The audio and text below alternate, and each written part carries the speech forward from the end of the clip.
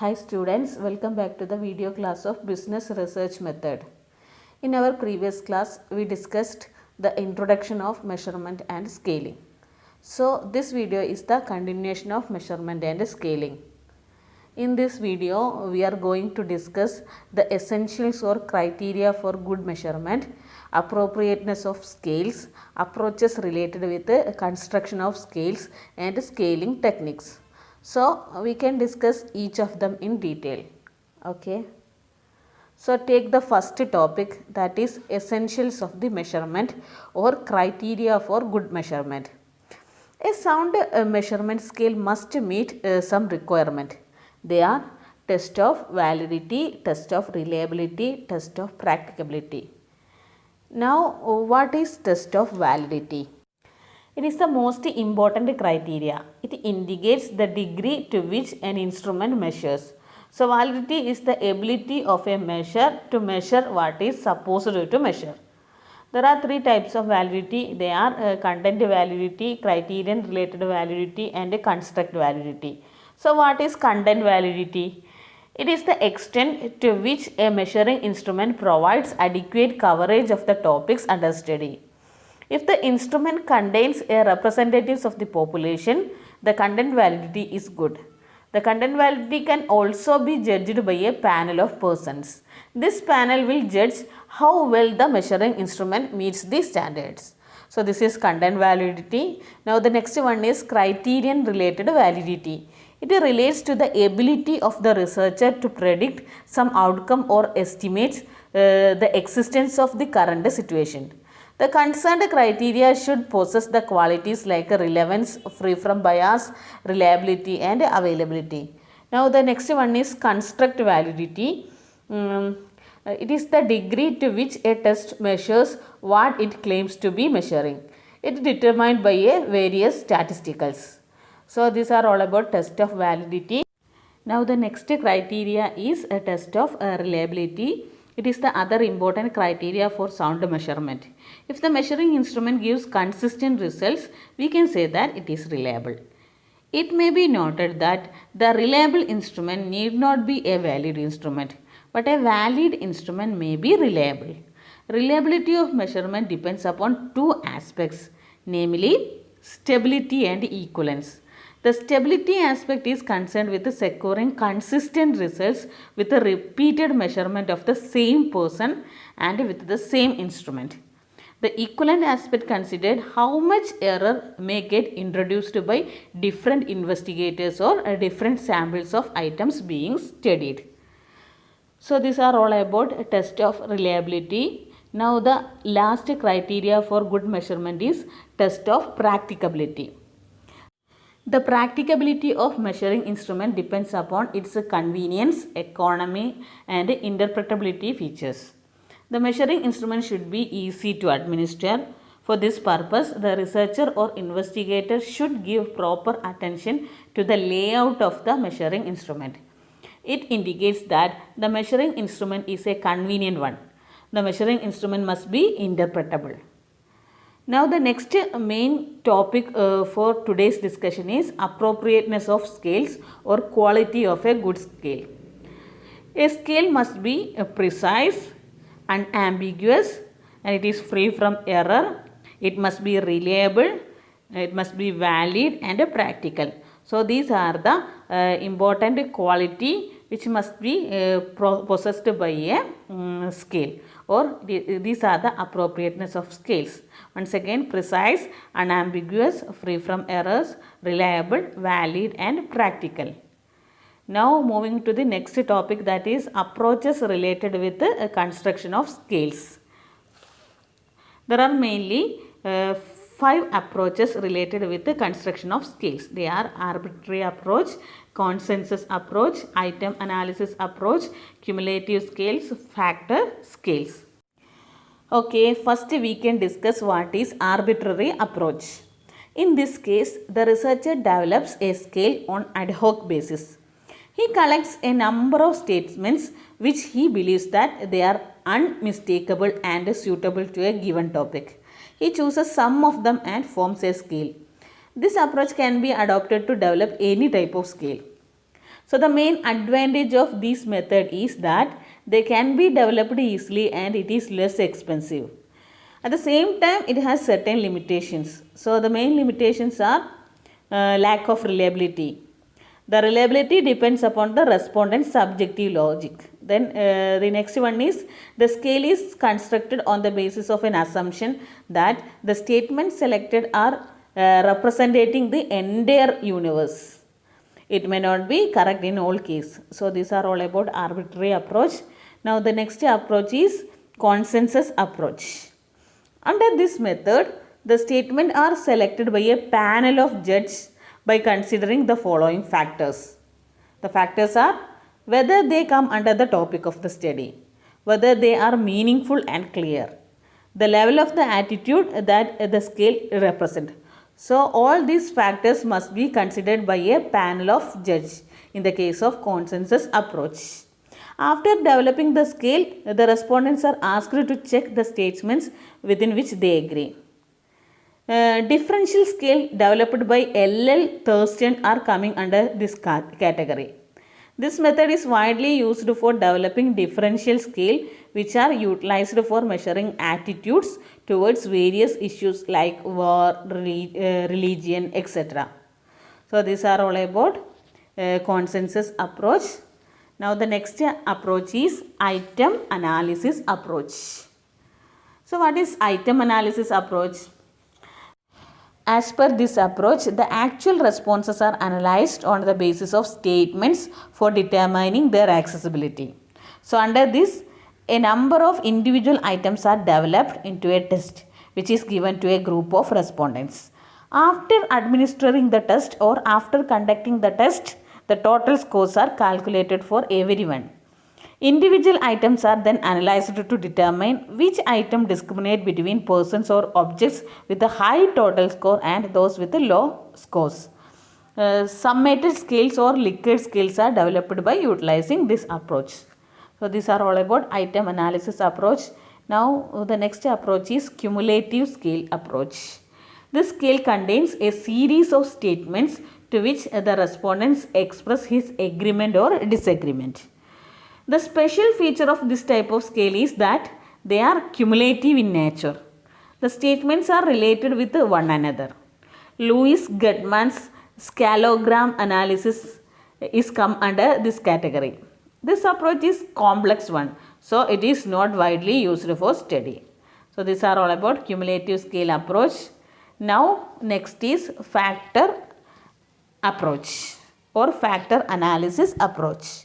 As per this approach, factor scales are designed to intercorrelate items to determine their degree of interdependence between items. An important scale based on factor analysis is semantic differential scale and the other one is multidimensional scaling. These tools are now widely used to real business research problems. Okay, these are factor analysis approach. Now we can discuss some of the frequently used scaling techniques. There are mainly two types of scales or two types of scaling techniques. They are rating scales and ranking scales. So in this video we are only discussing first type, that is a rating scale. Now what is a rating scale? A rating means measuring an attribute by judgment in range. For example, rating students by their teachers. While making rating, the judges should be impartial. Rating scales are used for measuring the attitudes and the intensity of the attitudes. For example, a consumer is asked to rate a given model of TV set as to its performance. So these ratings may be in such form as like, dislike, above average, average, below average, etc. So once again, a rating scale is a scale with a several response categories that evaluates an object on a scale. On the other hand, a rating scale is a set of categories designed to elicit information about a quantitative or a qualitative attribute. So this is the meaning of a rating scale. Now we can discuss some of the important types of rating scales. They are dichotomous scale, category scale, numerical scale, itemized rating scale, Likert scale, graphic rating scale, fixed or constant scale. So first one in this category is a dichotomous scale. This scale is used to draw out a yes or no answer. Example, do you own a car? So the response is either yes or no. Here a nominal scale is used to collect a response. So this is dichotomous scale. Now the next one is category scale. This scale uses multiple items to draw out a single response. In this case also a nominal scale is used to elicit the response. For example, where do you reside?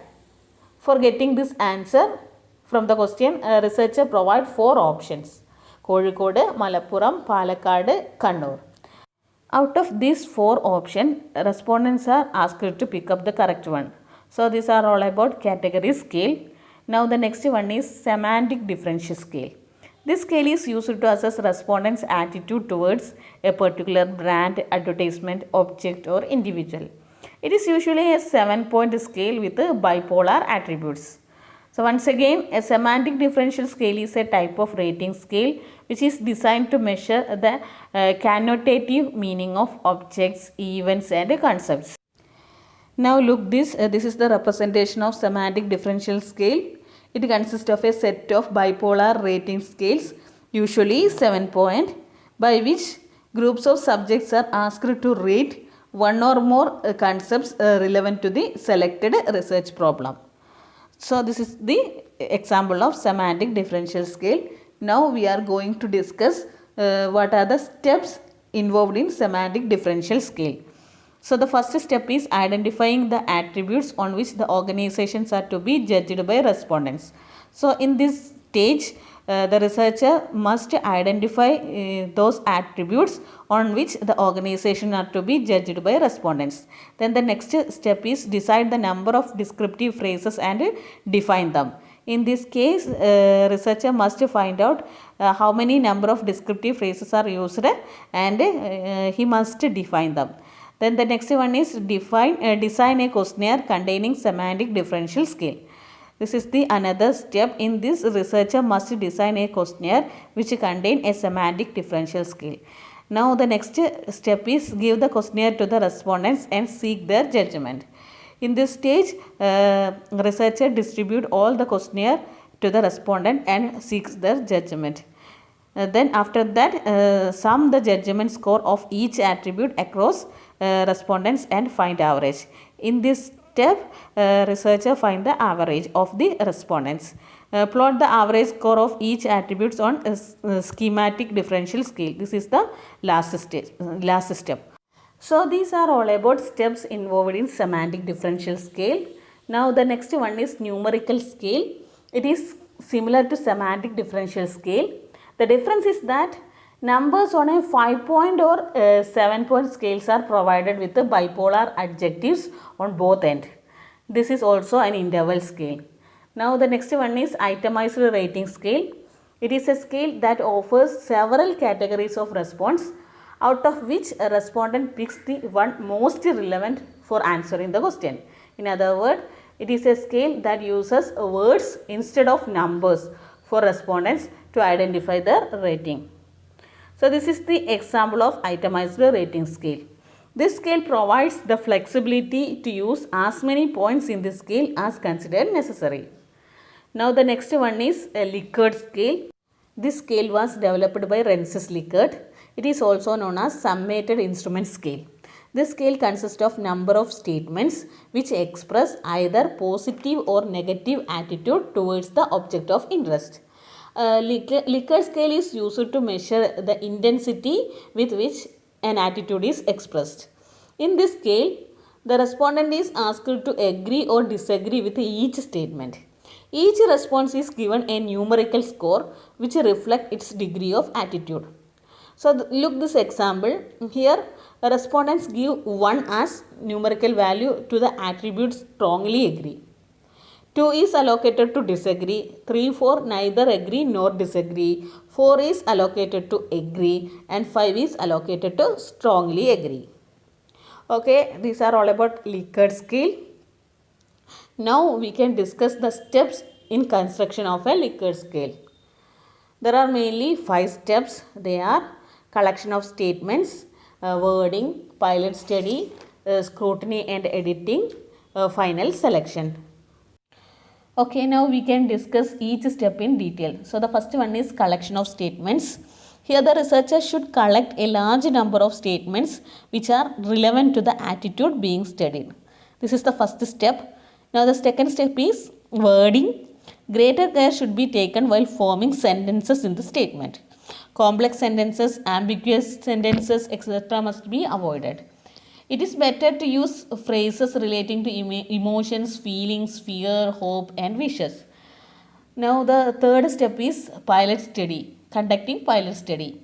After the collection of this statement, the next step is to administer a trial test. This trial test is known as pilot study.